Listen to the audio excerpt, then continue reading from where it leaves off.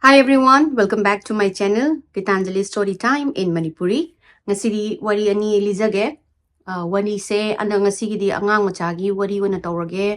Mama na natraga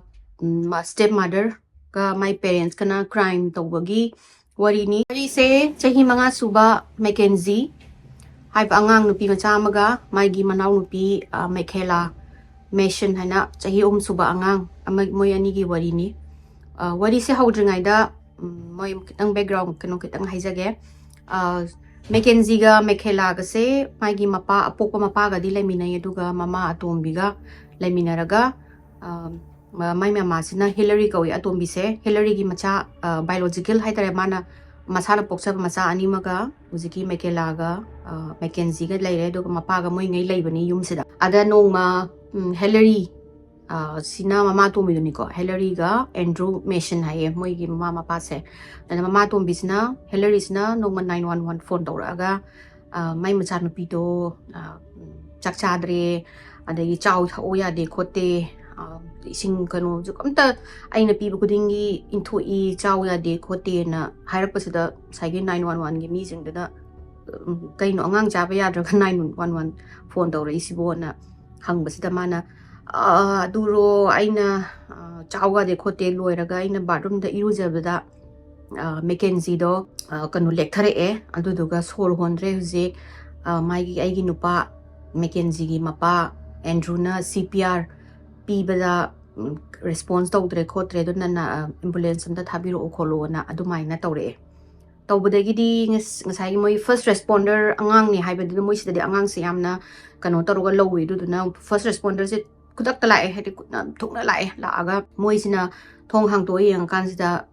Mackenzie se moi barum gi floor da targa lera me hai aduga angang do sor mai pulse yaude dagi mai gi sor holam re khotre tawdu dagi moisina angang do CPR mu pira basane do da CPR moi first aid pire pibasida angang do responsive oidreba unresponsive ta tawraga leire angang do adagi moina hospital da pure silambi se moina loina madum CPR piraga first aid piraga angang jibu revive tawradi na moisina puraga hospital sida mu yaurakan sida doctor mayam sina mu angang je mu hingna baine na revive tawna ba minute ni phumanga ma se first aid pidana CPR tawdana hidak ke kaptana khotna tawbul sida ngamdre 45 minutes so angang do hingalak tabadagi moisu thamoi kaina angang se sire khole na moina declare tawre tawrakan sida asagi police singje moi chatli ko di 911 ko buse police ki team mane aduga ambulance ki team magane chatpase ada police ki team jina changma matam sida manaw nupi kano se Michaela se sije masa se amna khoi gi mayang kangaga yam sona leirame ye ada police lakpa gi sida ising police mamang da ising khawrang leram bai type ta ising bottle kano ising glass mari tha aga maje apple ma pi bajani me am son madu da moi police na apple do bo chik pangam de angang je son bagi chang da adagi moi na angang ji ju yamna masa yam sole do na doctor da pulap pura sena angang ji doctor police na sai hospital ma che lepham do da pora aga moi se doctor na check tawra kan sida mai gi report lak chingai da ngai gi nupi machi sigi report sida Mackenzie se chahi mangada kg taramutho itang lumameba aduga angang je mayang kanga khoigi malnourished oiraga solaga masa solaga saruga se khoigi maigi matung haidi maigi matung je maigi flesh khoigi saru da koppaga layambagi type ta angang se leire aduga mas bruises ma'am se leire me hai angang se moina autopsy tawbasida hadi blue karaga masado blue kaba green kaba ma'am leire me hai aduga mai private part zu ko is severely infection tawraga leibase thengnare moina ccd foul play male hadi mathanda siba natre moin haide murder male na haire aduga police na mama ga mapa ga si moi ki custody da pusan garaga interview lo na ba laikre laibasida angang zigi autopsy report se mu lak matam sida angang se severe malnourished kaimbo pizza pithak tabadagi ꯑꯩꯈꯣꯏꯒꯤ ꯕꯣꯗꯤꯗ ꯗꯔꯀꯥꯔ ꯇꯥꯕ ꯗꯤꯕꯂꯞꯃꯦꯟꯗ ꯗꯔꯀꯥꯔ ꯇꯥꯕ ꯕꯣꯗꯤꯗ ꯗꯔꯀꯥꯔ ꯇꯥꯕ ꯈꯣꯠꯄ ꯃꯌꯥꯝ ꯑꯗꯨꯒꯤ ꯄꯣꯠꯁꯦ ꯑꯝꯇ ꯌꯥꯎꯗ꯭ꯔꯦ ꯑꯉꯥꯡꯁꯤꯗ ꯑꯗꯨꯒ ꯑꯉꯥꯡꯁꯦ ꯅꯤꯃꯣꯅꯤꯌꯥꯁꯨ ꯂꯩꯔꯝꯃꯦ ꯑꯗꯨꯗꯨꯅ ꯀꯣꯁ ꯑꯣꯐ ꯗꯦꯠꯅꯦꯅ ꯃꯣꯏꯒꯤ ꯑꯣꯇꯣꯞꯁꯤ ꯔꯤꯄꯣꯔꯠꯇ ꯀꯩꯅꯣ ꯇꯧꯔ ꯊꯝꯃꯦ ꯑꯗꯒꯤ ꯃꯃꯥ ꯃꯄꯥꯁꯦ ꯍꯧꯖꯤꯛꯀꯤ ꯃꯃꯥ ꯇꯣꯝꯕꯤꯁꯤꯅꯦ ꯃꯄꯥꯁꯤꯅꯦ ꯄꯨꯂꯤꯁꯅ ꯏꯟꯇꯔꯣꯒꯦꯁꯟ ꯇꯧꯕ ꯃꯇꯝꯁꯤꯗ ꯍꯤꯂꯔꯤꯗꯤ ꯂꯣꯌꯔ ꯄꯤꯌꯣꯅ ꯍꯥꯏꯈ꯭ꯔꯦ ꯃꯄꯥꯗꯨꯗꯤ ꯍꯥꯏꯗꯦ ꯍꯥꯏ ꯃꯥꯅ ꯍꯥꯏꯗꯤ ꯑꯩꯅ ꯀꯩꯝꯨꯛ ꯑꯔꯥꯟꯕ ꯀꯩꯝꯨꯛ ꯇꯧꯕ ꯅꯠꯇꯦ ꯈꯣꯠꯇꯦ ꯂꯣꯌꯔ ꯄꯤꯌꯣ ꯃꯣꯏꯁꯤꯗꯩꯗꯤ ꯏꯟꯇꯔꯣꯒꯦꯁꯟ ꯇꯧꯕꯁꯤꯗ ꯂꯣꯌꯔ ꯄꯤꯌꯣ ꯍꯥꯏꯔꯒꯗꯤ ꯃꯈꯥ ꯇꯥꯅ ꯀꯣꯏꯁꯟ ꯍꯪꯕ ꯌꯥꯗꯦꯀꯣ ꯍꯥꯏꯗꯤ ꯃꯥꯒꯤ ꯂꯣꯌꯔ ꯃꯥꯒꯤ ꯔꯥꯏꯠꯅꯦꯕ ꯑꯃꯦꯔꯤꯀꯟ ꯁꯤꯇꯤꯖꯟꯒꯤ ꯔꯥꯏꯠ ꯍꯥꯏꯇꯥꯔꯦꯅꯦꯀꯣ ꯃꯥꯒꯤ ꯂꯣꯌꯔꯁꯦ ꯄꯤꯔꯒ ꯂꯣꯌꯔꯁꯤꯒ ꯌꯥꯎꯔꯀꯥꯟꯗ ꯈꯨꯝꯒꯅꯤ ꯑꯇꯣꯞꯄꯗꯤ ꯑꯝꯇ ꯈꯨꯝꯃꯣꯏꯕ ꯃꯣꯏꯁꯦ ꯑꯗꯨꯃꯥꯏꯅ ꯄꯤꯔꯒ ꯃꯥ ꯍꯥꯏꯁꯦ ꯑꯩ ꯀꯩꯝꯕꯨ ꯑꯔꯥꯟꯕ ꯇꯧꯕ ꯅꯠꯇꯦ ꯈꯣꯠꯇꯦ ꯑꯩꯅ ꯀꯩꯝ ꯇꯧꯗꯦ ꯈꯣꯠꯇꯦ ꯑꯗꯨꯗꯨꯅ ꯑꯩ ꯂꯣꯌꯔ ꯄꯤꯌꯣ ꯑꯥꯏꯜ ꯐꯥꯏꯠ ꯗꯤꯁ ꯍꯥꯏꯅ ꯍꯤꯂꯔꯤꯗꯤ ꯑꯗꯨꯃꯥꯏꯅ ꯂꯩꯈ꯭ꯔꯦ ꯑꯗꯨꯒ ꯀꯩꯅꯣꯗꯨꯗꯤ ꯃꯄꯥꯗꯨꯗꯤ ꯑꯦꯟꯗ꯭ꯔꯨꯗꯗꯤ ꯀꯩꯝ ꯍꯥꯏꯗꯦ ꯍꯥꯏꯌꯦ ꯑꯗꯨꯝ ꯄꯨꯂꯤꯁꯇꯨꯗ ꯃꯥꯅ ꯃꯣꯏꯅ ꯋꯥ ꯍꯪꯕꯁꯤꯗ ꯑꯗꯨꯝ ꯃꯃꯥꯏꯗꯣ ꯂꯨꯛꯊꯔꯒ ꯂꯩꯒꯦꯅ ꯍꯥꯏ ꯑꯗꯨꯒ ꯉꯁꯥꯏꯒꯤ ꯑꯃ ꯑꯇꯣꯝꯕꯤ ꯃꯅꯥꯎꯅꯨꯄꯤ ꯑꯇꯣꯝꯕꯤ ꯃꯥꯏꯈꯦꯂꯥꯁꯦ ꯁꯤꯁꯤꯁꯨ ꯁꯤꯚꯤꯌꯔꯂꯤ ꯃꯦꯜꯅꯨꯔꯤꯁ ꯑꯣꯏꯔꯝꯃꯦ ꯑꯗꯒꯤ ꯃꯥꯒꯤ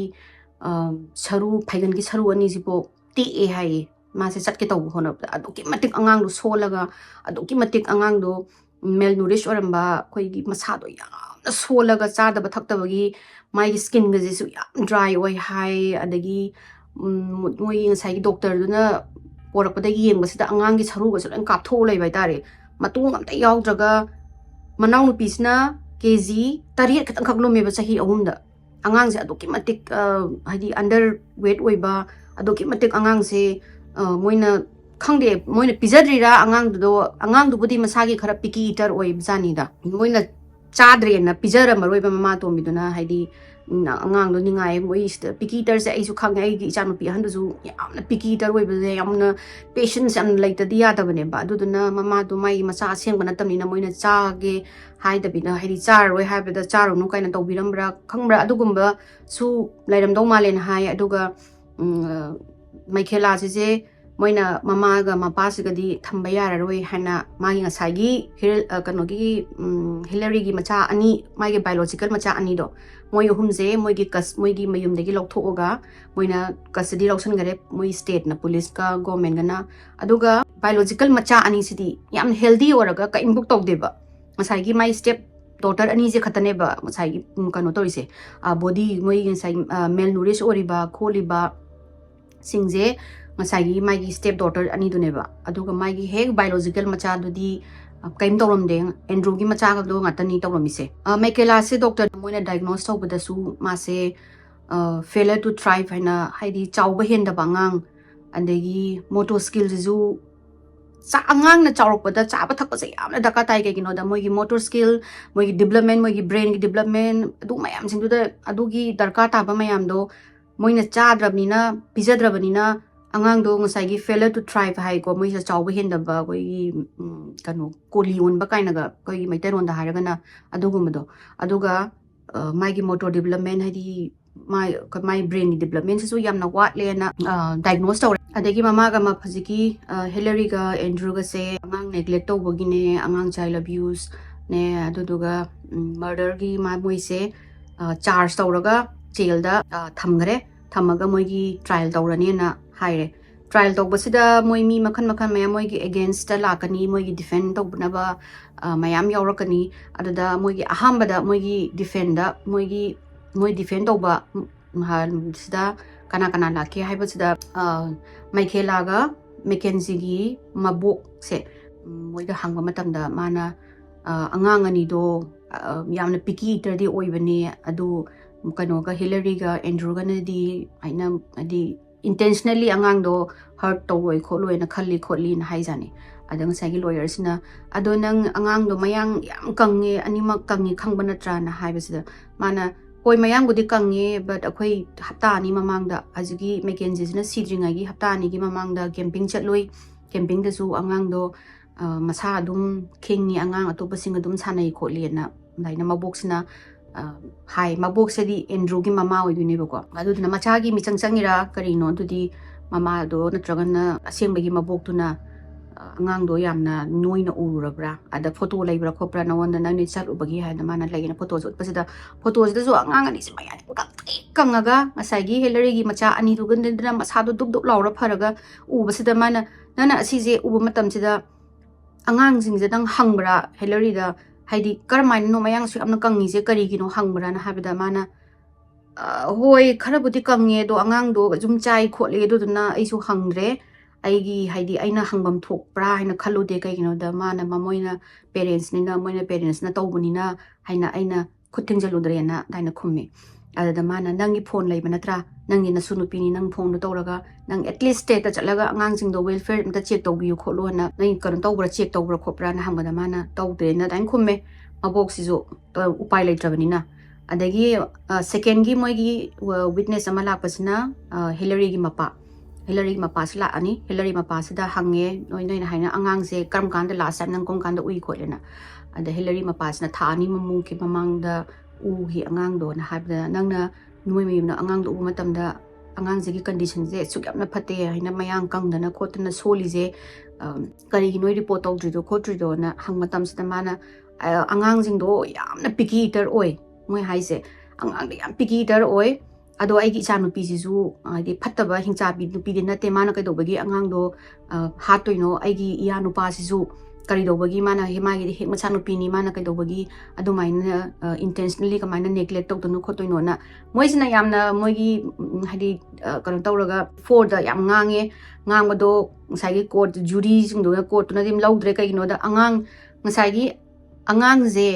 chahi amagi makhai muk sure mane haiba mana ngasai mel angang duna chadaba thakdaba mayam tawrokpodo kholokpodo aduga angang gi masada bruises leramba bruises saije phuba chaiba sokpa maybe angang duna sanaba da masada sonan magi tu duna ko duna so omba yai adorga su angang du tok yamna moina neglect toba tok yamna angang du bu haidi di kano abuse tawena hana dagi photo nung do mayam dagi jury sing da laikhre judge da laikhre dana aduduna moina ngang bajing do moina sagi moigi prosecute tawdriba haitare ne ko moigi against the labor lawyers na amuk kano tawre nga sagi first responder ahamba moigi kano ka lakpado ambulance ka lakpa sagi first responder hai ko moise la aga na moina piba sida moina hai moise angang do uba sida ne shock chatle hai ba angang do atu kimatik pi aga chahi manga gi angang ni na pitu pi aga lairam badu ubu do da yamna fragile oi angang do moina ubu da moina CPR taw da bu mai gi rib se tek ka dong tawai hai angang kimatik solaga mayang je kangaga skin ga se loin dry oraga skin ga je pale hadi koi gi kuchu kumenga thok ta bida angang do lairami aduga moina haibe se angang do khara pung khara mamang da siba male hai kai gi no da mai gi body do khara khoi stiff khaga oi bahura abjani hamra khaga khoi gi leng ba yarak ta ba khaga stiff oi bahura e hai do moina hai sina mapa du na CPR adu pung do adu taw bu khopa du da moina adu du gi kau da boirangani hai adu mapa du da mo nang CPR nang kano tawra nang ayo approved first response haidi first aid provider oibra nate hai natraga di nang na haidi pung khara tawda angang do revive tawdraga di katobi kudak ta 911 kawdrino na trial da moigi kano case kano court ki ka ba gi kano sta ekta question ja amada langna amada muk thom amada long tawra jani adagi angang gi doctor masagi moigi sai angang jing du yengba doctor du gi amuk witness chen dong pora kan da ngasai gi witness chen da yawriba doctor du na hai sahi amaga makhai mamang dagi angang do moina chahi khuding study check up tawi ko angang se chahi khuding check up ko tawu do angang do poraktre haiba moina amuk hana da moina phone tawraga follow up tawna ba angang sing do check tawna ba la o kholo haiba su lakte hai adoga moina chahi makhai mamang da yengba lak matam sida meken kano se mekenji ga mekela ka smayang yam kangaga test mem tawmale doctor na khoi gastro khoi gas ki dai manungi moi gi genetic ki masagi tawribra kholibra adu mayam do doctor kari krak mayam do test tawbagi adagi thyroid ki test tawji adagi adu gi tawgaina mayam mama ka mapa ga da ira piba jani hai kai gi no angang se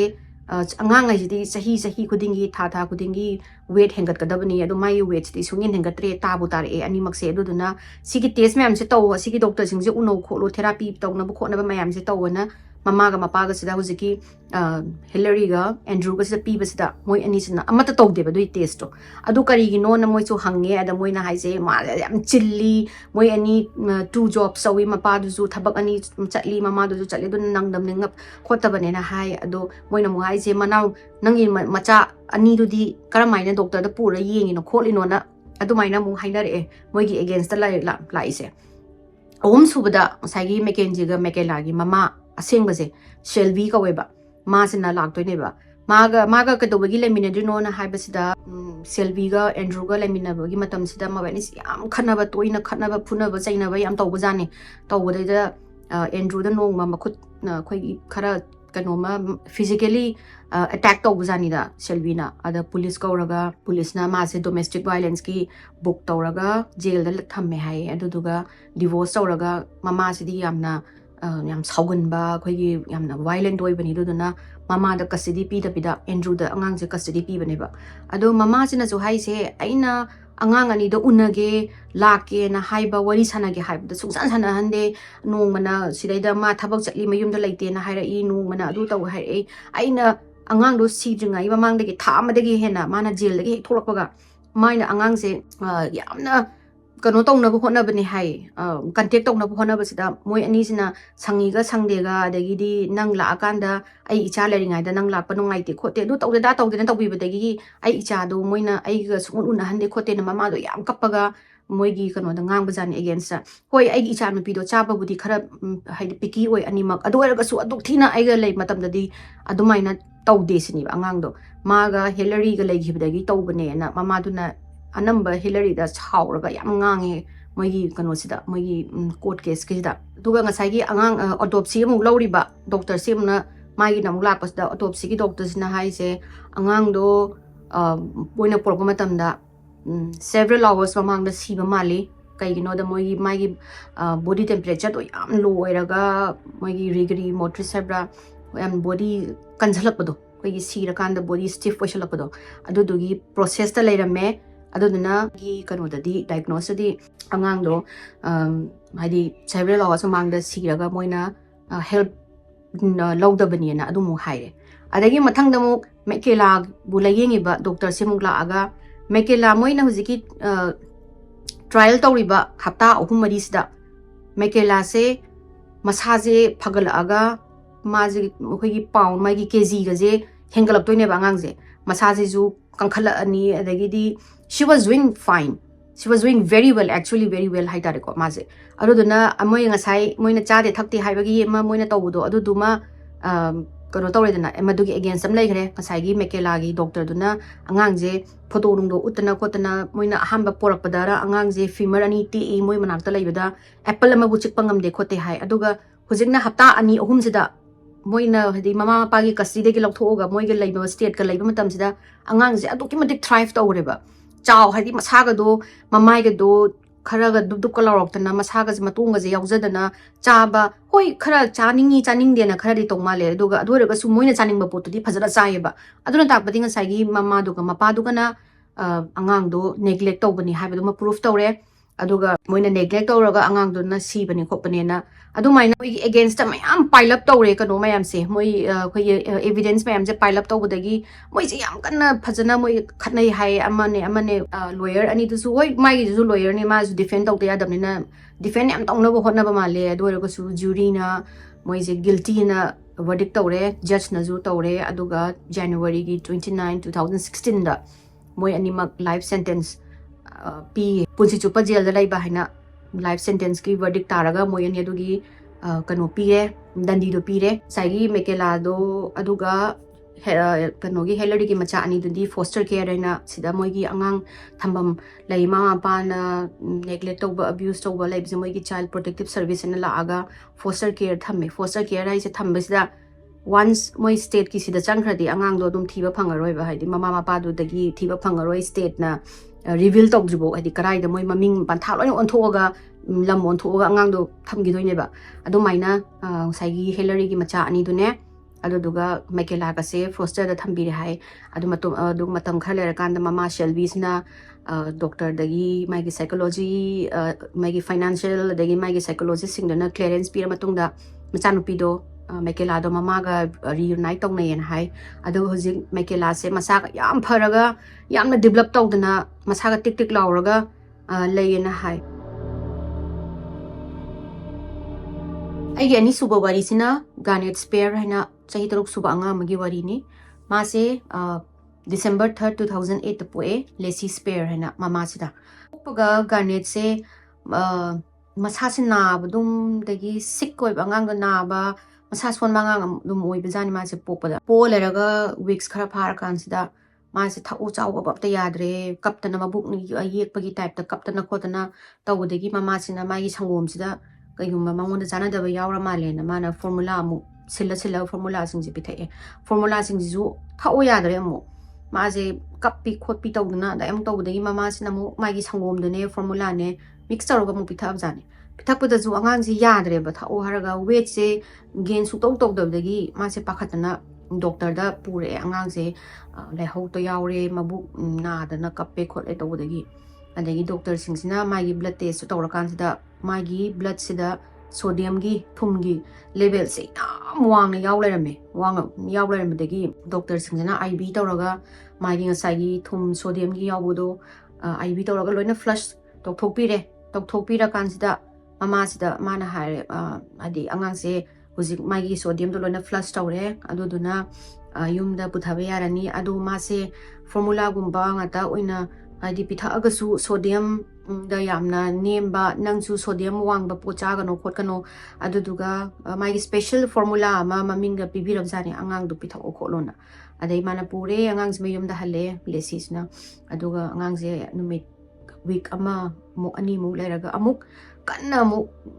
nar ab angang se naraga weight ka je lose tawbadagi amuk masina doctor da mo pore akan sita doctor sita angang je amuk masa nare khole kamai tawino kholino na aina noina haiba special formula ju pitha aiju sumaina sodium ke jade khotre mata tawdre khotre na haire angang je blood test se muk tawre blood test se tawra kan sita amuk sodium levels mem wang na yaw lerami ada doctor jinju gyan ama tadre bai di kar maina no aikoina special diet hadi mama do ge special diet ke chart piri ne dagi magi special formula angang do pitha ini adu kar maina tawri no kholi no moisu gya tadre na angang se mu IV mu kapire hidak yalaga sagi moi hidak yalaga magi sodium do lena flush tokthok ka sida mana angang mama sida mu hairaga hantak mase haina sodium yam toin angang da wang base phatte duduna feeding tube am lay feeding na ton dagi tawraga direct chakhau da thadaba ama lay adudo tawrase na doctor singina haire kayino da hanjan angang do yam pi ibani sodium level se karai dagi no khangde sodium se genetically chu tawbya de duga mathanda koi sugar spike tawba khopa du maina ju oibya de madi ingest tawba ratraga manungda caption bagum tawrakana da wange katose aduduna magi special katose da feeding tube sida magi uziki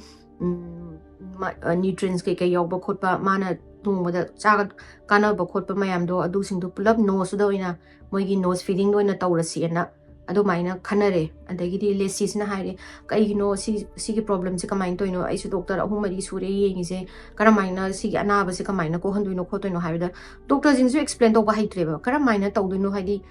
sodium wang bai jibu kamaina tawrino kholino nangna chagano haiba posom ta chade hai angang du su nangna formula ga khoina pibo duga nangi sangom duga na mix ora pitha ini hai ado kamain to ino hangde khote ado ma se asigi tubes na pharani kholani na moise yanaraga angang se direct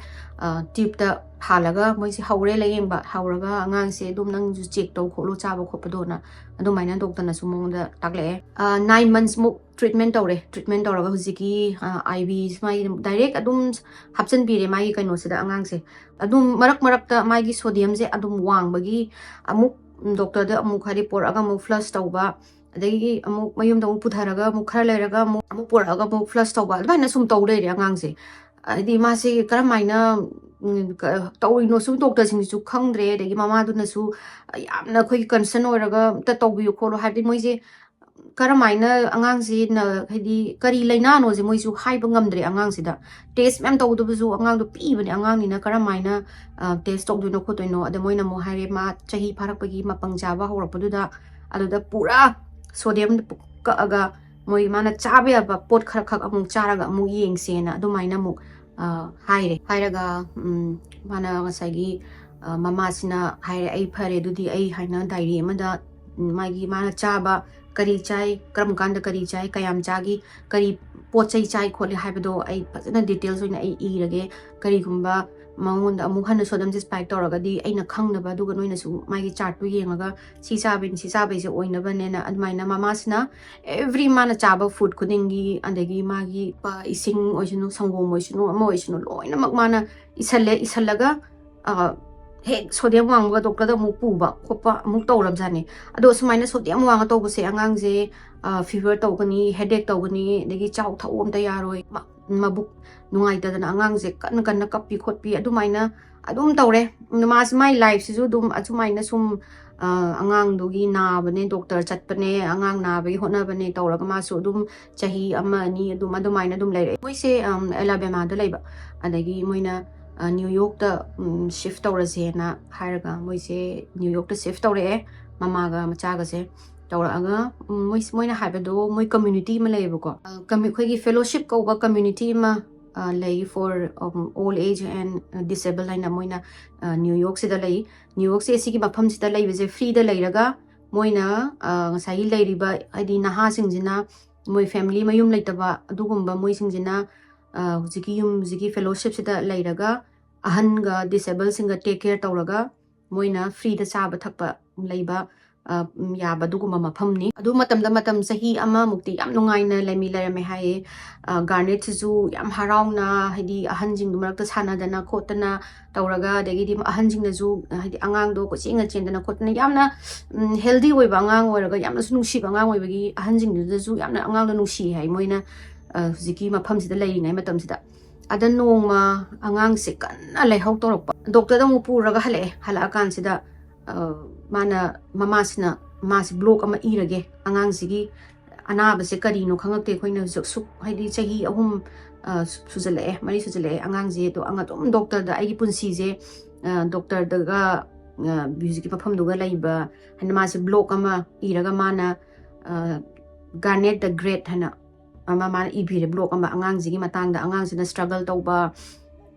ꯑꯗꯒꯤ ꯃꯥꯅ ꯗꯣꯛꯇꯔꯗ ꯃꯥꯅ ꯆꯠꯄ ꯈꯣꯠꯄ ꯍꯥꯏꯗꯤ doctor 7-9 ꯌꯦꯡꯉꯨꯔꯦ hospital ꯃꯌꯥꯝꯗ ꯄꯨꯔꯦ ꯃꯥꯒꯤ ꯑꯅꯥꯕ ꯇꯦꯁ ꯃꯌꯥꯝ ꯇꯧꯔꯦ ꯀꯅꯥꯝꯐꯥꯎꯅ ꯀꯃꯥꯏꯅ ꯇꯧꯔ ꯅꯥꯔꯤꯅꯣ ꯑꯩꯁꯦ ꯀꯅꯥꯝꯐꯥꯎ ꯈꯪꯕ ꯉꯝꯗꯕꯗꯒꯤ ꯃꯃꯥꯁꯤꯒꯤ ꯑꯋꯥꯕꯁꯦ ꯃꯥꯅ ꯑꯁꯤꯒꯨꯝꯕ ꯃꯃꯥ ꯃꯌꯥꯝ ꯑꯋꯥꯕ ꯍꯥꯏꯗꯤ ꯑꯉꯥꯡꯒꯤ ꯂꯩꯅꯥ ꯂꯥꯌꯦꯡꯐꯝ ꯈꯪꯗꯗꯅ ꯂꯩꯕ ꯈꯣꯠꯄ ꯃꯌꯥꯝꯗꯨꯒꯤ ꯑꯗꯨꯗꯁꯨ ꯄꯥꯎ ꯄꯤꯕ ꯑꯣꯏꯅ ꯃꯥꯅ ꯕ꯭ꯂꯣꯛꯁꯦ ꯏꯕꯁꯤꯗ ꯃꯥꯒꯤ ꯕ꯭ꯂꯣꯛꯁꯦ ꯑꯗꯨꯛꯀꯤ ꯃꯇꯤꯛ ꯃꯌꯥꯝꯒꯤ ꯂꯚꯀ ꯁꯄꯣꯔꯠꯀ ꯃꯌꯥꯝ ꯐꯪꯉꯦ ꯃꯥꯁꯦ ꯐꯪꯉꯒ ꯒꯥꯔꯅꯦꯠꯀꯤ ꯃꯄꯥꯁꯤꯁꯨ ꯕ꯭ꯂꯦꯛ ꯀꯧꯋꯦ ꯃꯥꯁꯤꯅ ꯕ꯭ꯂꯦꯛ ꯍꯥꯏꯅ ꯍꯥꯏ ꯃꯥꯁꯤꯅ ꯄꯨꯂꯤꯁ ꯑꯣꯏꯔꯒ ꯑꯦꯛꯁꯤꯗꯦꯟꯇ ꯁꯤꯈꯤꯕꯖꯥꯠꯅꯤꯗ ꯁꯤꯈꯤꯕꯗꯒꯤ ꯑꯗꯨꯗꯨꯒꯤ ꯑꯋꯥꯕꯗꯨꯒ ꯍꯥꯏꯗꯤ ꯃꯄꯥ ꯂꯩꯈꯤꯗꯕꯗꯨꯅꯦ ꯃꯆꯥꯗꯨꯅ ꯅꯥꯕꯅꯦ ꯃꯥꯒ ꯑꯋꯥꯕꯗꯣ ꯑꯗꯨ ꯃꯌꯥꯝꯗꯣ ꯃꯌꯥꯝꯅ ꯅꯨꯡꯉꯥꯏꯇꯕꯗꯒꯤ ꯂꯚ ꯁꯄꯣꯔꯠ ꯇꯧꯗꯅ ꯑꯩꯈꯣꯏꯒꯤ ꯗꯣꯅꯦꯁꯟꯒ ꯇꯧꯕꯤꯗꯅ ꯃꯣꯏꯒꯤ ꯗꯣꯅꯦꯠ ꯇꯧꯗꯅ ꯑꯉꯥꯡꯒꯤ ꯂꯥꯌꯦꯡꯕꯗ ꯁꯤꯖꯤꯟꯅꯧ ꯈꯣꯠꯂꯨ ꯀꯥꯏꯅꯒ ꯇꯧꯔꯒ ꯑꯉꯥꯡꯁꯦ ꯑꯗꯨꯃꯥꯏꯅ ꯃꯣꯏꯁꯦ ꯅꯨꯡꯇꯤꯒꯤ ꯃꯥꯅ ꯕ꯭ꯂꯣꯛ ꯏꯗꯅ ꯑꯗꯒꯤ ꯁꯣꯁꯤꯌꯦꯜ ꯃꯦꯗꯤꯌꯥꯗ ꯃꯥꯁꯤ ꯌꯥꯝꯅ ꯑꯦꯛꯇꯤꯚ ꯑꯣꯏꯌꯦ ꯁꯣꯁꯤꯌꯦꯜ ꯃꯦꯗꯤꯌꯥ ꯐꯦꯁꯕꯨꯛ ꯇ꯭ꯋꯤꯇꯔ ꯑꯗꯨꯒꯨꯝꯕꯗ ꯌꯥꯝꯅ ꯃꯥꯁꯦ ꯑꯦꯛꯇꯤꯚ ꯑꯣꯏꯔꯒ ꯐꯣꯇꯣꯒ ꯊꯥꯒꯠꯇꯅ ꯑꯉꯥꯡꯗꯣ ꯉꯁꯤꯅ ꯍꯣꯁꯄꯤꯇꯥꯜ ꯆꯠꯂꯨꯕꯩꯅꯤ ꯌꯦꯡꯉꯨ ꯀꯥꯏꯅꯗꯒꯤ ꯉꯁꯤꯅ ꯑꯉꯥꯡꯁꯤ ꯁꯥꯟꯅꯔꯦ ꯑꯗꯣ ꯃꯥꯏ ꯃꯁꯥꯗꯤ ꯑꯗꯨꯝ ꯅꯥꯔꯒ ꯑꯗꯨꯝ ꯑꯅꯝꯕ ꯃꯇꯝꯗ ꯁꯣꯗꯤꯌꯝꯁꯦ ꯁ꯭ꯄꯥꯏꯛ ꯇꯧꯋꯤ ꯈꯣꯠꯂꯤ ꯑꯗꯨꯗꯨꯅ ꯃꯀꯣꯛ ꯆꯤꯛꯀꯅꯤ ꯅꯣꯡꯃꯅ ꯅꯥꯔ ꯂꯩꯁꯤ ꯌꯦꯡꯉꯨ ꯈꯣꯠꯂꯨ ꯀꯥꯏꯅ ꯐꯣꯇꯣꯒꯨꯝꯕꯁꯦ ꯃꯌꯥꯝ ꯃꯥꯅ ꯐꯦꯁꯕꯨꯛ ꯑꯗꯒꯤꯗꯤ ꯃꯥꯒꯤ ꯕ꯭ꯂꯣꯛꯁꯤꯗ ꯍꯥꯞꯇꯅ ꯈꯣꯠꯇꯅ ꯇꯧꯕꯗꯒꯤ ꯁꯄꯣꯔꯠ ꯐꯪꯉꯦ ꯃꯥꯁꯦ ꯃꯌꯥꯝꯅ ꯅꯨꯡꯉꯥꯏꯇꯗꯅ ꯃꯃꯥꯗꯨꯅ ꯍꯥꯏꯗꯤ ꯑꯗꯨꯛ ꯌꯥꯝꯅ ꯃꯄꯥꯗꯨꯁꯨ ꯄꯨꯂꯤꯁ ꯑꯣꯏꯔꯝꯃꯒ ꯑꯦꯛꯁꯤꯗꯦꯟꯗ ꯍꯥꯏꯗꯤ ꯍꯨꯔꯥꯟꯕ ꯇꯥꯟꯅꯕꯗ ꯑꯦꯛꯁꯤꯗꯦꯟ ꯊꯣꯛꯇꯅ ꯁꯤꯕꯅꯤ ꯈꯣꯠꯄꯅꯦꯅ ꯑꯗꯨꯃꯥꯏꯅ ꯂꯦꯁꯤꯅ ꯏꯕ ꯈꯣꯠꯄ ꯇꯧꯕꯗꯒꯤ January 17, 2014ꯗꯅꯦ ꯒꯥꯔꯅꯦꯠꯁꯦ ꯌꯥꯝ ꯀꯟꯅ ꯐꯤꯚꯔ ꯇꯧꯔꯒ ꯑꯣꯗꯅ ꯈꯣꯠꯇꯅ ꯇꯧꯕꯗꯒꯤ ꯃꯥꯁꯦ ꯗꯣꯛꯇꯔꯗ ꯄꯣꯔꯛꯇꯣꯏꯅꯦ ꯄꯣꯔꯛꯑꯒ ꯗꯣꯛꯇꯔꯁꯤꯗ ꯂꯩꯔꯤꯉꯩꯁꯤꯗ ꯗꯣꯛꯇꯔꯁꯤꯅ ꯃꯥꯒꯤ ꯕ꯭ꯂꯗ ꯇꯦꯁ ꯇꯧꯔꯀꯥꯟꯁꯤꯗ ꯁꯣꯗꯤꯌꯝꯁꯦ ꯌꯥꯝꯅ ꯋꯥꯡꯉ ꯂꯩꯔꯝꯃꯦ ꯅꯣꯔꯃꯦꯜꯂꯤ ꯑꯉꯥꯡꯁꯦ 140 ꯁꯣꯗꯤꯌꯝ ꯂꯩꯒꯗꯕꯗ 182 ꯁꯣꯗꯤꯌꯝ ꯋꯥꯡ ꯂꯩꯔꯝꯃꯦꯕ ꯍꯥꯏꯗꯤ ꯗꯦꯟꯖꯔꯁꯂꯤ ꯑꯩꯈꯣꯏꯒꯤ ꯁꯣꯗꯤꯌꯝ ꯄꯣꯏꯖꯅꯤꯡ ꯇꯧꯕꯒꯤ ꯆꯥꯟꯁꯦꯁ ꯌꯥꯝ ꯂꯩꯔꯝꯕꯗꯒꯤ ꯃꯣꯏꯁꯤꯅ ꯀꯃꯥꯏꯅ ꯇꯧꯔꯤꯅꯣ ꯈꯣꯠꯂꯤꯅೋ ꯃꯥꯅ ꯆꯥꯕꯁꯦ ꯃꯥꯒꯤ ꯇ꯭ꯌꯨꯕꯇꯨꯗ ꯑꯗꯨꯝ ꯆꯥꯔꯤꯅꯤ ꯈꯣꯠꯂꯤꯅꯤ ꯃꯥꯅ ꯑꯇꯣꯞꯄ ꯀꯩꯝꯕꯨ ꯍꯥꯏꯗꯤ ꯊꯨꯝ ꯌꯥꯎꯕ ꯑꯗꯨꯗ ꯀꯩꯝꯕꯨ ꯆꯥꯕ ꯅꯠꯇꯦꯅ ꯇꯧꯕꯗꯒꯤ ꯃꯣꯏꯁꯤꯅ IV ꯑꯃꯨꯛ ꯀꯥꯞꯄꯤꯔꯒ ꯃꯥꯒꯤ ꯉꯁꯥꯏꯒꯤ ꯇꯣꯛꯁꯤꯡꯗꯣ ꯂꯣꯏꯅ ꯐ꯭ꯂꯁ ꯇꯧꯊꯣꯛꯑꯒ ꯑꯉꯥꯡꯗꯣ ꯐꯒꯠꯂꯛꯑꯦ ꯐꯔꯀꯥꯟꯁꯤꯗ ꯃꯣꯏꯅ ꯍꯥꯏꯔꯦ ꯃꯥꯁꯦ ꯀꯩꯅꯣꯁꯨ ꯇꯧꯕꯖꯥꯠꯅꯤ ꯃꯥꯅ ꯉꯁꯥꯏꯒꯤ ꯃꯀꯣꯛ ꯆꯤꯛꯑꯦ ꯈꯣꯠꯂꯦꯅ ꯐꯤꯚꯔ ꯄꯨꯈꯠꯂꯛꯄꯗ ꯃꯥꯁꯦ ꯁꯤꯖꯔ ꯑꯃ ꯇꯧꯋꯦꯕꯀꯣ ꯍꯥꯏꯗꯤ ꯁꯔꯩ ꯍꯧꯕꯩ ꯇꯥꯏꯞ ꯑꯃꯗ ꯑꯗ ꯉꯁꯥꯏꯒꯤ ꯗꯣꯛꯇꯔꯁꯤꯡꯗꯨꯅ ꯄꯥꯈꯠꯇꯅ ꯅꯨꯃꯤꯠ ꯈꯔꯅꯤ ꯅꯨꯃꯤꯠ 2-3 ꯑꯣꯕꯖꯔꯕꯦꯁꯟꯗ ꯑꯝꯇ ꯊꯝꯁꯦ ꯃꯥꯁꯦ ꯁꯨꯃꯥꯏꯅ ꯇꯣꯏꯅ ꯇꯧꯔꯤꯁꯦ ꯃꯉꯣꯟꯗ ꯐꯠꯇꯦꯅ ꯑꯣꯕꯖꯔꯕꯦꯁꯟꯒꯤ ꯊꯝꯕꯤꯔꯦ ꯃꯥꯁꯦ ꯊꯝꯃꯒ ꯊꯝꯃꯤꯉꯩꯒꯤ ꯅꯨꯃꯤꯠ ꯅꯤꯅꯤꯒꯤ ꯃꯅꯨꯡꯗꯨꯗꯗꯤ ꯑꯗꯣ 18ꯒ 19ꯒꯤ ꯅꯨꯡꯊꯤꯟꯁꯤꯐꯥꯎꯁꯦ ꯑꯉꯥꯡꯁꯦ ꯂꯣꯏꯅꯃꯛ ꯃꯥꯒꯤ ꯁꯥꯏꯟꯁꯦ ꯃꯥꯒꯤ ꯁꯤꯝꯇꯝꯁꯤꯡꯗꯣ ꯂꯣꯏꯅꯃꯛ ꯅꯣꯔꯃꯦꯜꯗ ꯂꯥꯛꯑꯦ ꯃꯥꯒꯤ ꯁꯣꯗꯤꯌꯝꯗꯨꯁꯨ ꯃꯈꯥꯗ ꯇꯥꯈ꯭ꯔꯦ ꯃꯥꯗꯤ ꯑꯝꯇ ꯆꯥꯗ꯭ꯔꯕꯅꯤꯅ ꯑꯗꯣ ꯃꯥꯁꯦ ꯃꯁꯥꯁꯦ ꯐꯒꯠꯂꯛꯑꯀꯥꯟꯁꯤꯗ ꯅꯨꯃꯤꯠ ꯅꯤꯅꯤ ꯂꯩꯔꯀꯥꯟꯁꯤꯗ ꯍꯧꯖꯤꯛꯀꯤ ꯖꯅꯋꯥꯔꯤꯒꯤ 19ꯁꯤꯗ ꯒꯥꯔꯅꯦꯠꯁꯦ ꯀꯟꯅ ꯐꯤꯚꯔ ꯑꯃꯨꯛ ꯇꯧꯔꯛꯑꯒ ꯃꯕꯨꯛꯀ ꯄꯥꯏꯔꯒ ꯑꯣꯜꯂ ꯀꯞꯇꯅ ꯈꯣꯠꯇꯅ ꯃꯕꯨꯛ ꯅꯥꯏꯅ ꯀꯞꯇꯅ ꯊꯔꯣ ꯊꯔꯣꯒ ꯑꯣꯟꯗꯅ ꯃꯣꯏ ꯍꯦꯛꯇ ꯃꯥꯁꯦ ꯀꯩ ꯃꯣꯏꯅ ꯍꯤꯗꯥꯛ ꯅꯨꯡꯒ ꯄꯤꯕꯒ ꯑꯝꯇ ꯆꯪꯗꯒ ꯌꯦꯡꯕ ꯀꯥꯟꯁꯤꯗ ꯗꯣꯛꯇꯔꯁꯤꯅ ꯕ꯭ꯂꯗ ꯇꯦꯁ ꯇꯧꯕꯁꯤꯗ ꯑꯃꯨꯛ ꯁꯣꯗꯤꯌꯝꯁꯦ ꯑꯃꯨꯛ ꯋꯥꯡ ꯂꯩꯔꯝꯃꯦꯕ ꯑꯃꯨꯛ ꯗꯣꯛꯇꯔꯁꯤꯗ ꯂꯩꯅ ꯑꯗꯒꯤ ꯃꯣꯏꯁꯤ ꯁꯤꯗꯤ ꯌꯥꯔꯔꯣꯏꯅ ꯃꯥꯒꯤꯗꯤ ꯍꯦꯟꯃꯟꯈꯔꯦ ꯃꯥꯒꯤ ꯉꯁꯥꯏꯒꯤ ꯁꯣꯗꯤꯌꯝꯁꯦ ꯋꯥꯡꯕ ꯍꯦꯟꯃꯟꯕꯗꯒꯤ ꯃꯥꯒꯤ ꯕ꯭ꯔꯦꯟꯗ ꯁ꯭ꯋꯦꯂꯤꯡ ꯇꯧꯕ ꯍꯧꯔꯛꯑꯕꯖꯥꯠꯅꯤ ꯑꯉꯥꯡꯁꯦ ꯕ꯭ꯔꯦꯟ ꯁ꯭ꯋꯦꯂꯤꯡ ꯇꯧꯕ ꯍꯧꯔꯛꯑꯕꯅꯤꯅ ꯍꯧꯖꯤꯛ ꯃꯣꯏꯅ ꯆꯤꯜꯗ꯭ꯔꯦꯟꯒꯤ ꯁ꯭ꯄꯦꯁꯦꯜ ꯍꯣꯁꯄꯤꯇꯥꯜ ꯑꯃ ꯂꯩ ꯅ꯭ꯌꯨ ꯌꯣꯔꯛꯇ ꯑꯗꯨꯗ ꯑꯉꯥꯡꯁꯦ ꯑꯦꯌꯔꯂꯤꯐ ꯇꯧꯔꯒ ꯄꯨꯔꯒ ꯆꯠꯂꯒ ꯃꯣꯏꯅ ꯑꯗꯨꯗ ꯂꯥꯌꯦꯡꯉꯦ ꯑꯃꯨꯛꯗꯨꯗ ꯂꯥꯌꯦꯡꯕꯁꯤꯗ ꯉꯁꯥꯏꯒꯤ ꯐ꯭ꯂꯁ ꯇꯧꯗꯅ ꯃꯥꯒꯤ ꯁꯣꯗꯤꯌꯝ ꯂꯦꯚꯦꯜꯗꯣ ꯅꯣꯔꯃꯦꯜꯗ ꯄꯨꯊꯔꯛꯑꯒꯁꯨ ꯗꯦꯃꯦꯖꯇꯨꯗꯤ ꯑꯣꯜꯔꯦꯗꯤ ꯇꯧꯈ꯭ꯔꯦ ꯀꯩꯒꯤꯅꯣꯗ ꯉꯁꯥꯏ ꯃꯥꯒꯤ ꯕ꯭ꯔꯦꯟꯗ ꯁ꯭ꯋꯦꯂꯤꯡ ꯇꯧꯕ ꯍꯧꯔꯕꯅꯤ나 ꯍꯧꯕꯗꯒꯤ ꯃꯃꯥꯁꯤꯗ ꯃꯣꯏꯅ ꯏꯟꯐꯣꯔꯝ ꯇꯧꯔꯦ ꯍꯥꯏꯗꯤ ꯑꯉꯥꯡꯁꯦ ꯃꯥꯒꯤ ꯕ꯭ꯔꯦꯟ ꯁ꯭ꯋꯦꯂꯤꯡꯁꯦ ꯇꯧꯔꯦ ꯑꯗꯨꯗꯨꯅ ꯁꯔꯚꯥꯏꯚ ꯇꯧꯗꯧ ꯃꯥꯟꯗ꯭ꯔꯦꯗ ꯅꯣꯡꯃꯒꯤ ꯁ꯭ꯋꯦꯂꯤꯡ ꯇꯧꯔꯒ ꯏꯁꯤꯡ ꯆꯪꯈꯠꯂꯛꯑꯦ ꯃꯥꯒꯤ ꯃꯀꯣꯛꯁꯤꯗ ꯑꯗꯥꯏꯅ ꯍꯥꯏꯕꯗꯤ ꯃꯃꯥꯁꯦ ꯀꯞꯇꯅ ꯈꯣꯠꯇꯅ ꯇꯧꯔꯒ ꯃꯆꯥꯗꯨ ꯁꯤꯔꯝꯗꯥꯏꯒꯤ ꯃꯥꯅ ꯐꯣꯇꯣꯒ ꯇꯧꯔꯒ ꯐꯦꯁꯕꯨꯛꯇꯒꯁꯨ ꯐꯣꯇꯣꯁꯦ ꯑꯃꯨꯛ ꯍꯥꯞꯄꯦ ꯃꯥꯅ ꯍꯥꯏꯅ ꯇꯧꯔꯦ ꯈꯣꯠꯂꯦ ꯃꯥꯏ ꯂꯤꯇꯜ ꯐꯥꯏꯇꯔ ꯑꯗꯨ ꯇꯧꯗꯅ ꯃꯥꯁꯦ ꯀꯞꯇꯅ ꯇꯧꯗꯅ ꯍꯥꯞꯄꯦ ꯑꯗꯨꯒ ꯑꯉꯥꯡꯁꯦ ꯕ꯭ꯔꯦꯟ ꯁ꯭ꯋꯦꯂꯤꯡꯗꯨꯗꯩ ꯍꯦꯟꯖꯜꯂꯛꯇꯅ ꯅꯨꯃꯤꯠ 4ꯅꯤ 5ꯅꯤ ꯂꯩꯔ ꯃꯇꯨꯡꯗ ꯑꯉꯥꯡꯁꯦ ꯁꯤꯕꯗꯒꯤ ꯃꯣꯏꯅ ꯍꯣꯁꯄꯤꯇꯥꯜꯒꯤ ꯅꯦꯒ꯭ꯂꯦꯛ ꯇꯧꯕꯅꯤ ꯈꯣꯠꯄꯅꯦꯅ ꯃꯌꯥꯝꯁꯤꯅ ꯇꯧꯅꯔꯛꯄꯗꯒꯤ ꯍꯣꯁꯄꯤꯇꯥꯜꯒꯤ ꯃꯤꯁꯤꯡꯁꯤꯅ ꯀꯔꯝꯍꯥꯏꯅ ꯁꯣꯗꯤꯌꯝ ꯍꯩꯁꯦ ꯀꯥꯞꯁꯟꯗ꯭ꯔꯗꯤ ꯅꯠꯇ꯭ꯔꯒ ꯏꯟꯖꯦꯁ ꯇꯧꯗ꯭ꯔꯗꯤ ꯁ꯭ꯄꯥꯏꯛ ꯇꯧꯕꯁꯦ ꯀꯔꯝꯍꯥꯏꯅ ꯇꯧꯗꯣꯏꯅꯣ ꯃꯥꯗꯤ ꯃꯣꯅꯤꯇꯔ ꯇꯧꯔ 24 ꯑꯋꯥꯔ ꯃꯣꯅꯤꯇꯔ ꯇꯧꯔꯒ ꯊꯝꯃꯤꯅꯤ ꯃꯥꯒꯤ ꯆꯥꯕ ꯊꯛꯄ ꯂꯣꯏꯅꯃꯛ ꯑꯩꯈꯣꯏꯅ ꯇꯦꯁ ꯇꯧꯔ ꯈꯣꯠꯂꯒ ꯄꯤꯖꯔꯤꯅꯤ ꯈꯣꯠꯂꯤꯅꯤ ꯍꯣꯁꯄꯤꯇꯥꯜꯁꯤꯅ ꯀꯔꯝꯍꯥꯏꯅ ꯇꯧꯔꯤꯅꯣꯅ ꯃꯣꯏꯅ ꯀꯩꯅꯣ ꯊꯤꯒꯠꯄꯁꯤꯗ ꯒꯦꯔꯦꯠꯀꯤ ꯀꯥ ꯃꯥꯅ ꯍꯧꯖꯤꯛꯀꯤ 19ꯒꯤ ꯅꯨꯃꯤꯠꯀꯤ ꯀꯥ ꯃꯃꯥꯒꯤ ꯀꯥ ꯍꯥꯏꯗꯤ ꯃꯥꯁꯦ ꯁ꯭ꯄꯦꯁꯦꯜ ꯀꯦꯌꯔꯗ ꯂꯩꯕꯅꯤꯅ ꯃꯣꯏꯅ ꯀꯦꯃꯦꯔꯥ ꯃꯉꯣꯟꯗ ꯑꯉꯥꯡꯗꯨꯗ ꯑꯣꯟꯁꯤꯟꯕ ꯑꯃ ꯂꯩ ꯑꯗꯨꯗ 19ꯒꯤ ꯃꯥꯅ ꯅꯥꯕ ꯍꯧꯔꯛꯄꯒꯤ ꯄꯨꯡ ꯈꯔꯒꯤ ꯃꯃꯥꯡꯁꯤꯗ ꯃꯣꯏꯅ ꯌꯦꯡꯕꯁꯤda ꯃꯃꯥꯗꯣ ꯂꯥꯛꯑꯒ ꯃꯃꯥꯗꯨꯅ ꯃꯅꯥꯀꯟꯗ ꯐꯝꯃꯒ ꯃꯃꯥꯗꯨꯒꯤ ꯃꯈꯨꯠꯇꯨꯗ ꯀꯞ ꯑꯉꯧꯕ ꯑꯃ ꯄꯥꯏꯕ ꯎꯏ ꯑꯗꯨꯒ ꯃꯥꯅ ꯒꯦꯔꯦꯠꯁꯀꯤ ꯐꯤꯗꯤꯡꯒꯤ ꯃꯥꯒꯤ ꯇ꯭ꯌꯨꯕꯇꯨꯅꯦ ꯄꯥꯏꯔꯒ ꯕꯥꯠꯔꯨꯝꯗ ꯆꯪꯈ꯭ꯔꯦ ꯉꯥꯏꯍꯥꯛ ꯂꯩꯔꯒ ꯊꯣꯛꯂꯛꯑ ꯃꯇꯨꯡꯗꯅꯦꯕ ꯉꯁꯥꯏꯒꯤ ꯒꯦꯔꯦꯠꯁꯤꯅ ꯍꯦꯛꯇ ꯃꯥꯒꯤ ꯁꯣꯗꯤꯌꯝ ꯂꯦꯚꯦꯜꯁꯦ ꯋꯥꯡꯉꯒ ꯃꯕꯨꯛ ꯅꯥꯔꯦ ꯈꯣꯠꯂꯦ ꯑꯣꯗꯅ ꯐꯤꯚꯔ ꯇꯧꯔꯒꯅ ꯌꯥꯝ ꯀꯟꯅ ꯇꯧꯈ꯭ꯔꯤꯁꯦ ꯑꯗꯨ ꯍꯧꯖꯤꯛꯀꯤ ꯃꯇꯥꯡꯗꯨꯗꯅꯦꯕ ꯑꯗꯒꯤ ꯃꯣꯏꯁꯤꯅ ꯆꯤꯡꯅꯔꯒ ꯃꯣꯏꯅ ꯄꯨꯂꯤꯁꯇ ꯄꯤꯔꯦ ꯄꯨꯂꯤꯁꯇ ꯁꯤꯝꯇ ꯌꯦꯡꯉꯣ ꯈꯣꯠꯂꯣ ꯑꯉꯥꯡꯁꯦ ꯁꯨꯃꯥꯏꯅ ꯀꯩꯅꯣ ꯇꯧꯔꯤꯁꯤ ꯃꯃꯥꯁꯤꯅ ꯂꯥꯛꯑꯝꯃ ꯃꯇꯨꯡꯗ ꯃꯃꯥꯁꯤꯒ ꯂꯩ ꯉꯁꯥꯏꯒꯤ ꯃꯃꯥꯁꯤꯒ ꯁꯦꯀꯦꯟ 5-6 ꯍꯥꯏꯗꯤ ꯃꯥꯅ ꯂꯥꯛꯑꯝꯕ ꯃꯅꯨꯡꯗꯣ ꯑꯗꯨꯒꯤ ꯃꯇꯨꯡꯗꯒꯤꯅꯤ ꯑꯉꯥꯡꯁꯤꯅ ꯁꯨꯃꯥꯏꯅ ꯍꯣꯁꯄꯤꯇꯥꯜꯗ ꯂꯩꯔꯀꯥꯟꯗ ꯁꯣꯗꯤꯌꯝ ꯋꯥꯡꯈꯠꯂꯛꯏꯁꯦ ꯑꯗꯨꯗꯨꯅ ꯑꯝꯇ ꯌꯦꯡꯉꯣꯅ ꯄꯨꯂꯤꯁꯇ ꯄꯤꯔꯀꯥꯟꯁꯤꯗ ꯄꯨꯂꯤꯁꯅ ꯋꯥꯔꯦꯟꯠ ꯂꯧꯔꯦ ꯃꯌꯨꯝꯗ ꯆꯦꯛ ꯇꯧꯅꯕ ꯃꯥꯁꯦ ꯍꯥꯏꯗꯤ ꯏꯟꯚꯦꯁꯇꯤꯒꯦꯁꯟ ꯇꯧꯕ ꯍꯧꯔꯅꯤꯅ ꯑꯗꯣ ꯃꯣꯏꯅ ꯋꯥꯔꯦꯟꯠ ꯄꯨꯔꯒ ꯃꯌꯨꯝꯁꯤꯗ ꯆꯪꯉꯛꯄꯁꯤꯗ ꯃꯣꯏꯒꯤ ꯃꯥꯏ ꯃꯌꯨꯝꯁꯦ ꯑꯩꯈꯣꯏꯒꯤ ꯇꯦꯕꯜ ꯁꯣꯜ ꯊꯨꯝꯒꯤ ꯀꯣꯛꯇꯥ ꯃꯌꯥꯝ ꯂꯩꯔꯝꯃꯦ ꯃꯌꯨꯝꯁꯤꯗ ꯑꯗꯒꯤ ꯃꯣꯏꯁꯦ ꯂꯣꯏꯅꯃꯛ ꯉꯛꯏ ꯄꯨꯂꯤꯁꯁꯤꯡꯗꯨꯁꯨ ꯈꯪꯕ꯭ꯔꯥ ꯃꯥꯏ ꯀꯩꯅꯣ ꯊꯨꯝ ꯀꯌꯥꯃꯨꯛ ꯌꯥꯝ ꯆꯥꯕ ꯏꯃꯨꯡ ꯑꯣꯏꯔꯖꯥꯠꯅꯣꯅ ꯑꯗꯨꯒ ꯃꯃꯥ ꯉꯁꯥꯏꯒꯤ ꯃꯆꯥꯒꯤ ꯀꯥꯗꯨꯗ ꯑꯩꯈꯣꯏꯒꯤ IV ꯕꯦꯛ ꯑꯃꯗ ꯑꯩꯈꯣꯏꯒꯤ ꯕ꯭ꯔꯥꯎꯅꯤꯁ ꯀꯂꯔꯗꯧ ꯇꯧꯕ ꯃꯥ ꯑꯉꯥꯡꯗꯨꯅ ꯑꯩꯈꯣꯏꯒꯤ ꯁꯪꯒꯣꯝꯒꯁꯨ ꯃꯥꯟꯕ ꯌꯥꯎꯕ ꯑꯃ ꯌꯥꯎꯔ ꯂꯩꯔꯝꯃꯦ ꯄꯦꯀꯦꯠ ꯑꯅꯤꯗꯣ ꯃꯣꯏꯅ ꯄꯨꯔ ꯂꯥꯛꯑꯀꯥꯟꯗ ꯇꯦꯁ ꯇꯧꯔꯀꯥꯟꯁꯤꯗ ꯊꯨꯝꯒꯤ ꯀꯟꯇꯦꯟꯁꯦ ꯍꯧꯖꯤꯛꯀꯤ IV ꯕꯦꯛꯁꯤ ꯃꯥꯅ ꯑꯉꯥꯡꯗꯨꯗ ꯃꯥꯅ ꯍꯦꯛ ꯀꯥꯞꯄꯦꯅ ꯄꯤꯔꯤꯕ ꯁꯤꯒꯤ ꯊꯨꯝꯒꯤ ꯕꯦꯛꯁꯦ ꯑꯩꯈꯣꯏꯒꯤ ꯊꯨꯝ ꯄꯦꯀꯦꯠ ꯃꯆꯥ ꯄꯦꯀꯦꯠ 70 ꯄꯦꯀꯦꯠꯀꯤ ꯊꯨꯝꯃꯨꯛ ꯆꯥꯡ ꯌꯥꯎꯕ ꯊꯨꯝ ꯌꯥꯎꯕ ꯀꯩꯅꯣ ꯑꯣꯏ ꯂꯩꯔꯝꯃꯦ ꯍꯧꯖꯤꯛꯀꯤ ꯃꯥꯒꯤ IV ꯄꯦꯀꯦꯠ ꯑꯣꯏ ꯂꯩꯔꯝꯃꯦ ꯍꯤꯗꯥꯛ ꯀꯥꯞꯅꯕꯗꯣ ꯑꯗꯒꯤ ꯃꯥꯅ ꯍꯥꯟꯅ ꯂꯩꯔꯝꯕ ꯍꯧꯖꯤꯛꯀꯤ ꯍꯣꯁꯄꯤꯇꯥꯜ ꯃꯥꯅ ꯍꯧꯖꯤꯛ ꯃꯥꯅ ꯂꯩꯔꯝꯕ ꯀꯝꯃ꯭ꯌꯨꯅꯤꯇꯤ ꯑꯃ ꯂꯩꯔꯝꯕꯗꯣ ꯑꯗꯨꯗ ꯆꯪꯉꯀꯥꯟꯗꯁꯨ ꯃꯥꯅ ꯂꯩꯔꯝꯕ ꯀꯥꯗꯨꯗꯁꯨ ꯄꯦꯀꯦꯠ IV ꯄꯦꯀꯦꯠ ꯑꯅꯤꯃꯨꯛ ꯂꯩꯔꯝꯃꯦ ꯑꯅꯤꯁꯤꯁꯨ ꯇꯦꯁ ꯇꯧꯔꯀꯥꯟꯁꯤꯗ ꯁꯦꯝ 68 to 70 ꯊꯨꯝ ꯄꯦꯀꯦꯠ ꯃꯆꯥꯒꯤ ꯆꯥꯡꯗ ꯂꯣꯏꯅꯃꯛ ꯌꯥꯎꯔꯒ ꯑꯩꯈꯣꯏꯒꯤ ꯊꯨꯝꯒꯤ ꯀꯟꯁꯦꯟꯇ꯭ꯔꯦꯁꯟ ꯍꯥꯏꯒꯗ꯭ꯔꯥ ꯁꯣꯗꯤꯌꯝꯒꯤ ꯑꯗꯨꯒꯨꯝꯕ ꯃꯌꯥꯝ ꯌꯥꯎ ꯂꯩꯔꯝꯕꯗꯒꯤ ꯃꯃꯥꯁꯦ ꯐꯥꯔꯦ ꯏꯟꯇꯔꯣꯒꯦꯠ ꯇꯧꯔꯀꯥꯟꯁꯤꯗ ꯃꯃꯥꯁꯦ ꯊꯥꯏꯅꯗꯒꯤ ꯃꯆꯤꯟ ꯊꯤꯕ ꯁꯨꯝ ꯌꯥꯝꯅ ꯃꯆꯤꯟ ꯑꯗꯨꯝ ꯊꯤꯕ ꯍꯩꯅꯕ ꯃꯤ ꯑꯣꯏꯕꯖꯥꯠꯅꯤ ꯃꯣꯏ ꯁꯤ ꯂꯩꯅꯥ ꯑꯃ ꯂꯩꯕꯅꯦꯕ ꯇꯔꯝ ꯑꯃ ꯂꯩꯕꯅꯦ ꯀꯩꯅꯣꯝ ꯍꯥꯏꯅ ꯑꯩꯁꯨ ꯀꯥꯎꯈ꯭ꯔꯦ ꯃꯣꯏꯒꯤ ꯁꯤꯒꯤ ꯃꯆꯤꯟ ꯊꯤꯕꯒꯤꯁꯦ ꯂꯩꯅꯥ ꯑꯃ ꯂꯩꯕꯅꯦ ꯁꯨꯝ ꯃꯆꯤꯟꯁꯦ ꯊꯤꯔꯒ ꯑꯅꯥꯕꯁꯦ ꯃꯈꯟ ꯃꯈꯟ ꯃꯉꯣꯟꯗ ꯁꯨꯡꯅꯥ ꯅꯥꯗꯕꯤꯗ ꯃꯥꯅ ꯅꯥꯏ ꯍꯥꯏꯔꯒ ꯅꯠꯇ꯭ꯔꯒꯅ ꯃꯥꯅ ꯃꯆꯥꯁꯤꯡ ꯅꯠꯇ꯭ꯔ ꯑꯇꯣꯞꯄꯗ ꯅꯥꯏꯌꯦꯅ ꯄꯪꯍꯥꯏꯗ ꯍꯥꯏꯖꯤꯜꯂꯒ ꯗꯣꯛꯇꯔꯗꯒ ꯄꯪꯍꯥꯏꯗ ꯍꯥꯏꯔꯒ ꯄꯨꯡꯇꯧꯗ ꯇꯧꯔꯒ ꯑꯉꯥꯡꯗꯣ ꯅꯝꯗꯅ ꯅꯥꯍꯟꯕ ꯅꯠꯇ꯭ꯔꯒꯅ ꯃꯥꯅ ꯅꯝꯐꯨꯗ ꯑꯉꯥꯡꯗꯣ ꯅꯥꯍꯟꯕ ꯅꯠꯇ꯭ꯔꯒ ꯃꯁꯥꯁꯤꯗ ꯑꯅꯥꯕ ꯃꯌꯥꯝ ꯑꯩꯈꯣꯏꯒꯤ ꯂꯩꯔꯦ ꯈꯣꯠꯂꯦ ꯀꯥꯏ ꯃꯤꯉꯣꯟꯗꯒ ꯄꯨꯡꯍꯥꯏꯗ ꯍꯥꯏꯔꯒ ꯃꯤꯒꯤ ꯁꯦꯝꯄꯦꯊꯤ ꯃꯤꯒꯤ ꯑꯇꯦꯟꯁꯟꯒꯨꯝꯕ ꯄꯥꯝꯕ ꯑꯗꯨꯒꯨꯝꯕ ꯂꯩꯅꯥ ꯑꯃ ꯂꯩꯕꯅꯦꯕ ꯑꯗꯨꯒꯤ ꯂꯩꯅꯥꯗꯣ ꯃꯃꯥꯁꯦ ꯅꯥꯕ ꯑꯣꯏꯔꯝꯗꯣꯏꯅꯦ ꯍꯥꯏꯗꯤ ꯂꯩꯅꯥ ꯍꯥꯏꯔꯒꯁꯨ ꯈꯣꯠꯇꯦ ꯑꯗꯨ ꯃꯥꯅ ꯍꯥꯏꯔꯤꯁꯦ ꯑꯇꯦꯟꯁꯟ ꯄꯥꯝꯕꯩꯅꯦ ꯈꯣꯠꯄꯩꯅꯦꯅ ꯃꯥꯅ ꯑꯗꯨꯃꯥꯏꯅ ꯍꯥꯏꯔꯦ ꯑꯗꯨꯒ ꯃꯄꯥꯗꯨꯁꯨ ꯄꯨꯂꯤꯁꯀ ꯑꯣꯏꯕ ꯅꯠꯇꯦꯗ ꯄꯨꯂꯤꯁꯀ ꯑꯣꯏ ꯄꯣꯠꯇꯦ ꯃꯥꯅ ꯁꯤꯔꯦꯒ ꯍꯥꯏꯖꯤꯟꯕ ꯑꯣꯏ ꯂꯩꯔꯝꯃꯦ ꯑꯗꯨꯁꯨ ꯃꯄꯥꯗꯨꯅ ꯃꯥꯏ ꯃꯃꯥꯟꯅꯕ ꯈ꯭ꯔꯤꯁꯦꯜ ꯍꯥꯏꯅ ꯑꯃꯒꯤ ꯃꯆꯥ ꯑꯣꯏ ꯂꯩꯔꯝꯃꯦ ꯑꯗꯨꯒ ꯃꯄꯥꯗꯨꯕꯨ ꯈꯪꯗꯦꯕ ꯃꯥꯏ ꯃꯆꯥꯅꯤꯁꯦ ꯑꯗꯨꯒꯤ ꯑꯗꯥꯏꯅ ꯅꯥꯕꯁꯦ ꯃꯦꯟꯇꯦꯜ ꯍꯦꯜꯊ ꯑꯃꯒꯤ ꯃꯈꯥꯗ ꯄꯨꯕꯅꯦ ꯑꯗꯨꯗꯨꯅ ꯃꯣꯏꯅ ꯇ꯭ꯔꯥꯏꯜ ꯇꯧꯕ ꯃꯇꯝꯗ ꯃꯥꯁꯦ ꯃꯣꯏꯒꯤ ꯃꯦꯛꯁꯤꯃꯝ ꯗꯦꯠꯁꯦ 25 years ꯑꯣꯏꯔ ꯃꯥꯜꯂꯦ ꯑꯗꯣ ꯃꯥꯁꯤ 20 years ꯖꯦꯜꯗ ꯂꯩꯕ ꯍꯥꯏꯅ ꯄꯤꯔꯒ ꯑꯗꯨꯃꯥꯏꯅ ꯋꯥꯔꯤꯁꯦ ꯂꯣꯏꯁꯤꯟꯈꯤ ꯑꯗꯨꯅꯦ ꯃꯌꯥꯝ ꯉꯁꯤꯒꯤ ꯋꯥꯔꯤꯁꯦ ꯃꯌꯥꯝꯅ ꯑꯩꯒꯤ ꯁ꯭ꯇꯣꯔꯤ ꯐꯣꯔꯃꯦꯠꯁꯦ ꯅꯨꯡꯉꯥꯏꯔꯒꯗꯤ ꯂꯥꯏꯛ ꯇꯧꯕꯤꯌꯨ ꯁꯦꯌꯔ ꯇꯧꯕꯤꯌꯨ ꯁꯕꯁꯀ꯭ꯔꯥꯏꯕ ꯇꯧꯕꯤꯔꯝꯃꯨ ꯑꯗꯣ ꯃꯊꯪꯒꯤ ꯋꯥꯔꯤꯗ ꯑꯃꯨꯛ ꯊꯦꯡꯅꯔꯁꯤ ꯃꯌꯥꯝꯅ ꯋꯥꯔꯤ ꯌꯥꯝ ꯇꯣꯏꯅ ꯅꯨꯡꯇꯤꯒꯤ ꯍꯥꯞꯄꯛꯑꯣ ꯈꯣꯠꯂꯣ ꯍꯥꯏ ꯈꯣꯠꯂꯦ ꯌꯥꯝ ꯅꯨꯡꯉꯥꯏ ꯌꯥꯝ ꯍꯔꯥꯎꯋꯦ ꯑꯗꯣ ꯑꯩꯁꯦ ꯊꯕꯛ ꯈꯤꯇꯪ ꯆꯤꯟꯕ ꯑꯉꯥꯡ ꯑꯅꯤꯁꯨ ꯂꯩꯕꯅꯤꯅ ꯑꯩꯁꯦ ꯅꯨꯡꯇꯤꯒꯤ ꯍꯥꯞꯅꯤꯡꯉꯦ ꯑꯗꯣ ꯍꯦꯛꯇ ꯁꯪꯍꯧꯗꯦ